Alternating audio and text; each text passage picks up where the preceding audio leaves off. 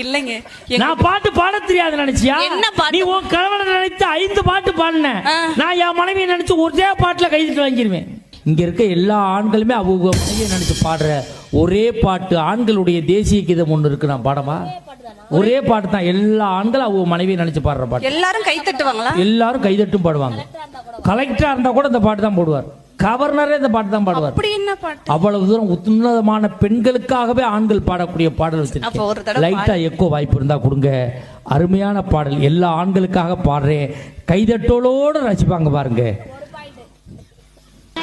மரணம் என்னும் தூது வந்தது, அது மங்கை என்னும் வடிவில் வந்தது.